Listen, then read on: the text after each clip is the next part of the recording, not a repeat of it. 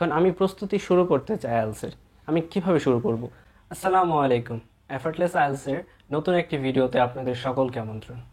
আজকের ভিডিওতে IELTS related খুবই কমন একটা কোশ্চেন নিয়ে আলোচনা করব। বিশেষ করে যারা নিউ কামার বা বিগিনিং লেভেলে আছেন তাদের খুব কমন একটি কোশ্চেন হচ্ছে, আমি আইএলটিএস প্রিপারেশন শুরু করতে চাই, কিভাবে শুরু করব? এবং আরেকটি খুব কমন কোশ্চেন থাকে, আমি আইএলটিএস প্রিপারেশন শুরু করতে চাই, আমি কি এখন শুরু করতে পারবো?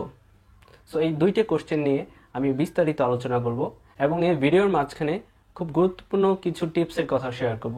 তাই যাতে কোনো গুরুত্বপূর্ণ কথা মিস না হয়, শুরু থেকে শেষ পর্যন্ত ভিডিওটা দেখার আমন্ত্রণ জানাচ্ছি।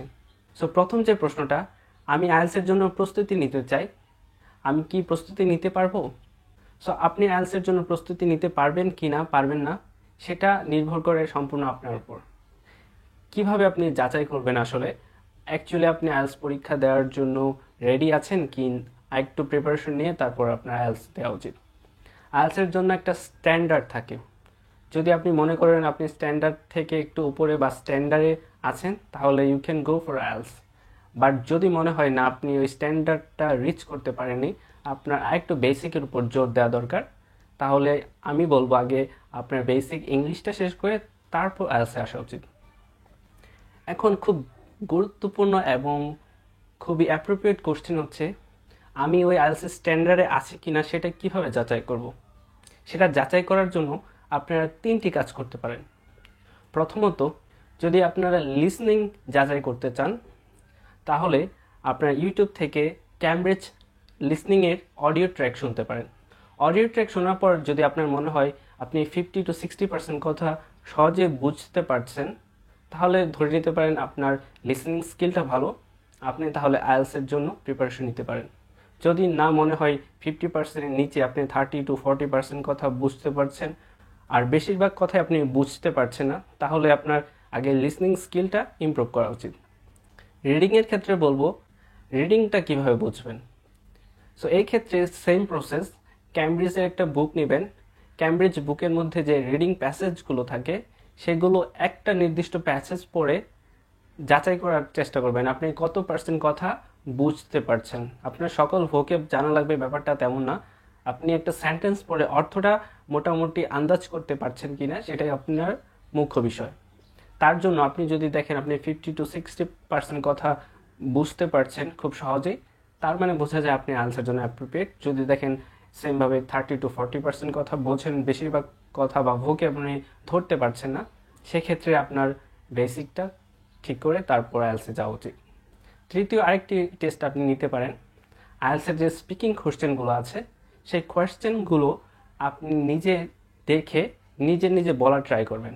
যেমন বিভিন্ন আইএলটিএস স্পিকিংয়ের কোশ্চেন থাকে, where are you from, what do you do for living. এই কোশ্চেনগুলো নিজে নিজে অ্যান্সার দিয়ে ট্রাই করবেন। এটা হতে পারে আয়নার সামনে বা আপনি মোবাইল রেকর্ড করে সেটা অ্যান্সার করতে পারেন। যদি দেখা যায় আপনি মোটামুটি অ্যান্সার করতে পারছেন, গ্রামাটিক্যাল মিস্টেকটা খুব ম্যাসিভ বা সিভিয়ার আকারে হচ্ছে না, তাহলে ধরা যায় আপনি আইএলটিএসের জন্য প্রস্তুত আছেন। আর যদি দেখেন আপনার বেশিরভাগ সেন্টেন্সে ভুল হচ্ছে বা আপনি সেইভাবে গুছিয়ে কথা বলতে পারছেন না, তার মানে বোঝা গেল আপনার বেসিকটা ক্লিয়ার করে তারপর আইএলটিএসে ঢোকা উচিত। এই কথাগুলো আপনাদের ডিমোটিভেট করার জন্য আমি বলছি না। To be very honest, IELTS হচ্ছে একটা স্ট্যান্ডার্ডাইজড এক্সাম, এটা ইন্টারন্যাশনালি অর্গানাইজড। সো এই পরীক্ষা দেওয়ার জন্য আপনার মিনিমাম ইংলিশ দক্ষতার প্রয়োজন হবে। তাই আপনি যদি আপনার বেসিকটা ক্লিয়ার করে তারপর আইএলটিএস প্রিপারেশনে আসেন, সেটা খুবই উত্তম একটি কাজ। সেটা আপনার জন্য এবং আপনার ফিউচার রেজাল্টের জন্য খুবই গুরুত্বপূর্ণ অবদান রাখে। এখন দ্বিতীয় যে কোশ্চেনটা, ধরেন আপনার বেসিক মোটামুটি ঠিক আছে, ক্লিয়ার, এখন আমি প্রস্তুতি শুরু করতে চাই আইএলটিএসের, আমি কিভাবে শুরু করব? আমি আসলে বুঝতে পারছি না কোন জায়গা থেকে পড়ব বা কিভাবে শুরু করব, আমি এখন কি করব? সো এই কোশ্চেনের উত্তরে আমি বলবো, আগে আপনি আইএলটিএসের কোশ্চেন প্যাটার্নগুলো বোঝার চেষ্টা করেন। যেমন আমরা জানি আইএলটিএসের মোট 4টা মডিউল আছে, স্পিকিং, লিসনিং, রিডিং এবং রাইটিং। এই 4টা মডিউলের বিভিন্ন ধরনের কোশ্চেন প্যাটার্ন থাকে। যেমন স্পিকিংয়ের ক্ষেত্রে 3 সেট কোশ্চেন থাকে, পার্ট 1, পার্ট 2 এবং পার্ট 3। পার্ট 1-এর কোশ্চেন এক ধরনের, পার্ট 2-র কোশ্চেন এক ধরনের, পার্ট 3-র কোশ্চেন আরেক ধরনের। লিসনিংয়ের ক্ষেত্রেও মোট 4টা পার্ট থাকে, পার্ট 1, পার্ট 2, পার্ট 3 এবং পার্ট 4। সো 4টা পার্টে 4 ধরনের কোশ্চেন হয়। লিসনিংয়ে মোটামুটি 4 থেকে 5 ধরনের কোশ্চেন টাইপ হয়। রিডিংয়ের ক্ষেত্রে সেটা 12 থেকে 14 ধরনের হয়। একইভাবে রাইটিংয়ে 2 ধরনের কোশ্চেন হয়, টাস্ক 1 আর টাস্ক 2। সো এই কোশ্চেন প্যাটার্নগুলো আগে আমাদের বুঝতে হবে ভালো করে। তার জন্য কি করা উচিত? তার জন্য আমাদের ক্যামব্রিজের বইগুলো কেনা উচিত। এখন কোশ্চেন আসে কোন কোন বই কিনবো, আইএলটিএস প্রিপারেশনের জন্য কোন বইগুলো আমার কেনা উচিত। সো আমি বলবো আইএলটিএসের জন্য সব থেকে গুরুত্বপূর্ণ যে বইগুলো সেটা হচ্ছে আইএলটিএস ক্যামব্রিজ বুকগুলো। এই ক্যামব্রিজ বুকগুলো হচ্ছে সব থেকে ট্রাস্টওয়ার্দি এবং এফেক্টিভ রিসোর্স। কেন রিসোর্স? এগুলো হচ্ছে এমন ধরনের কোশ্চেন যেগুলো প্রিভিয়াস ইয়ারগুলোতে মেইন পরীক্ষায় এসেছে। সো এই বইগুলো থেকে প্র্যাকটিস করলে আপনাদের প্রিপারেশনটা খুবই প্রিসাইজ এবং এফেক্টিভ হবে। সো কোন বইগুলো কেনা উচিত এখন কোশ্চেন, সেই ক্ষেত্রে আপনারা আইএলটিএসের 10 থেকে 19 পর্যন্ত কিনতে পারেন। বর্তমান বাজারে 19 পর্যন্ত ক্যামব্রিজ বই আছে। সো আপনারা 10 থেকে 19 বইগুলো কালেক্ট করতে পারেন।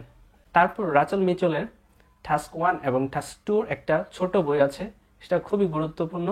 আপনি এটা পড়লে আইএলটিএস রাইটিংয়ের সমস্ত খুঁটিনাটি জিনিস, কোনটা আপনার লেখা উচিত, কোনটা অ্যাভয়েড করা উচিত, কীভাবে লেখলে আপনি ভালো একটা ব্যান্ড স্কোর পাবেন, সকল ধরনের ইনফরমেশন স্ট্র্যাটেজি দেওয়া আছে।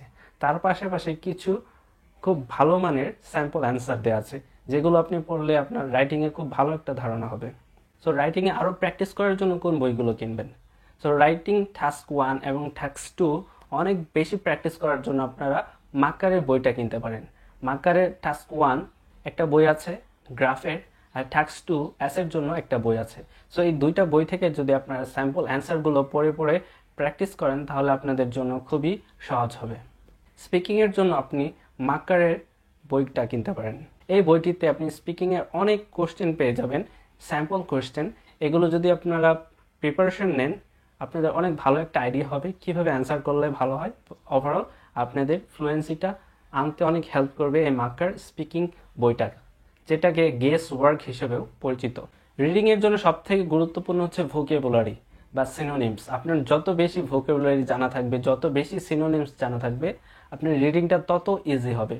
সো এই রিডিংয়ের জন্য একটা স্পেসিফিক বই আছে, সেটা হচ্ছে reading strategies by Rachel Mitchell, English একজন রাইটার। এখানে আপনি অনেক ধরনের সিনোনিম রিডিংয়ের জন্য পেয়ে যাবেন। সো এই বইটা পড়লে আশা করি আপনাদের ভোকেবগুলো অনেক বেশি উন্নত হবে। লিসনিংয়ের জন্য আপনারা যেটা করতে পারেন সেটা হচ্ছে ব্রিটিশ কাউন্সিলের বা ব্রিটিশ অ্যাকসেন্টের ইংলিশগুলো শুনতে পারেন। পাশাপাশি আপনারা আমেরিকান বা অস্ট্রেলিয়ান ইংলিশগুলোও শুনতে পারেন।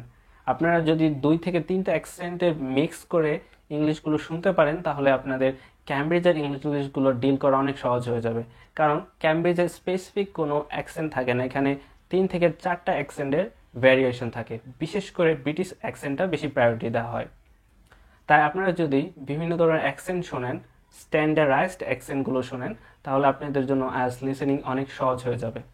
এখন দ্বিতীয় যে কোশ্চেনটি থাকে, আমি কোশ্চেন প্যাটার্ন সম্পর্কে অবগত, এখন আমার কি করা উচিত? এখন যে কাজটা করা উচিত সেটা হচ্ছে আপনাদের প্রত্যেকটা কোশ্চেন ট্যাবের জন্য আলাদা আলাদা স্ট্র্যাটেজি থাকে, টিপস থাকে, ট্রিক্স থাকে। সেই ট্রিক্স, টিপস, স্ট্র্যাটেজিগুলো আপনাদের আয়ত্ত করতে হবে। প্রত্যেকটা কোশ্চেন প্যাটার্নের জন্য আপনাদের আলাদাভাবে প্রিপারেশন নিতে হবে। তাহলে দেখবেন আপনারা খুব সহজে এবং খুব কম সময়ের মধ্যে একটা ইফেক্টিভ প্রিপারেশন নিতে পারবেন। আইএলটিএস প্রিপারেশনের জন্য গাইডলাইনটা খুবই গুরুত্বপূর্ণ। আপনি যদি এমন কাউকে পান যে আপনাকে শুরু থেকে শেষ পর্যন্ত গাইড করবে, আপনাকে পুশ করবে এবং ওভারঅল একজন মেন্টর হিসেবে আপনার জন্য কাজ করবে, এমন যদি কেউ থাকে তাহলে সেটা বেশি ভালো। যদি না থাকে নিজের চেষ্টা করা উচিত। সো ভিডিওটি শেষ করার আগে 3টি গুরুত্বপূর্ণ টিপস দিয়ে ভিডিওটি শেষ করতে চাই। প্রথম কাজটি হচ্ছে আপনারা যদি আজকে থেকে 3টি অভ্যাস গড়ে তোলেন, বিশেষ করে যাদের বেসিকটা একটু বেশি দুর্বল তাদের জন্য খুবই উপকার হবে। সেটার প্রথম কাজ হচ্ছে আজকে থেকে প্রতিদিন অ্যাটলিস্ট 30 মিনিট লিসনিং করবেন। ইউটিউব হোক বা অন্য কোনো সোর্স হোক, স্ট্যান্ডার্ডাইজড ইংলিশ শুনবেন। কোন ইংলিশগুলো শুনবেন? যে ইংলিশগুলো আপনারা শুনে সহজে বুঝতে পারেন। সহজ থেকে শুরু করবেন, দেন ডে বাই ডে একটু কঠিন ইংলিশের দিকে যাবেন, বা যে ইংলিশগুলো একটু ফাস্ট বলে সেই দিকে যাবেন। দ্বিতীয় গুরুত্বপূর্ণ কাজটি হচ্ছে প্রতিদিন অ্যাটলিস্ট 30 মিনিট রিডিং প্র্যাকটিস করবেন। কোন জায়গা থেকে প্র্যাকটিস করবেন?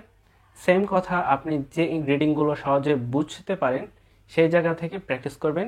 ডে বাই ডে যখন ইমপ্রুভমেন্ট হবে সেটার উপর বেস করে আপনি একটু বেশি অ্যাডভান্স লেভেলের রিডিংয়ে যাবেন। তৃতীয় গুরুত্বপূর্ণ কাজটি হচ্ছে স্পিকিং। প্রতিদিন অ্যাটলিস্ট 5 থেকে 10 মিনিট কিছু বলার ট্রাই করেন, কারণ আলটিমেটলি আপনার ইংলিশে ভালো হওয়ার জন্য স্পিকিংটা সব থেকে বেশি গুরুত্বপূর্ণ। আপনাকে মানুষ যাচাই করবে আপনার স্পিকিংয়ের উপর, আপনার লিসনিং বা রিডিং বা রাইটিংয়ের উপর না। সো স্পিকিংটা হচ্ছে সবার প্রথম কাজ। তাই লিসনিং এবং রিডিং প্র্যাকটিসের পাশাপাশি প্রতিদিন কিছু না কিছু ইংলিশে বলার ট্রাই করবেন। সেটা হতে পারে আপনার আয়নার সামনে বা আপনার মোবাইলে রেকর্ড করে। দেন যে মিস্টেকগুলো হবে সেগুলো যাতে আর না হয় সেভাবে প্রতিদিন প্র্যাকটিস করতে পারেন। সো এই 3টা কাজ যদি প্রতিদিন প্র্যাকটিস করেন আপনাদের ইংলিশ বেসিকটা অনেক স্ট্রং হবে, যেটা আলটিমেটলি আইএলটিএস প্রিপারেশনের জন্য খুবই কার্যকর একটি ভূমিকা পালন করবে। সো ধন্যবাদ শেষ পর্যন্ত আমার ভিডিওটি মনোযোগ সহকারে দেখার জন্য। আশা করছি এই ভিডিওর যে টিপসগুলো দিয়েছি বা যে ইনফরমেশনগুলো দিয়েছি ভবিষ্যতে আপনাদের খুবই কাজে দেবে।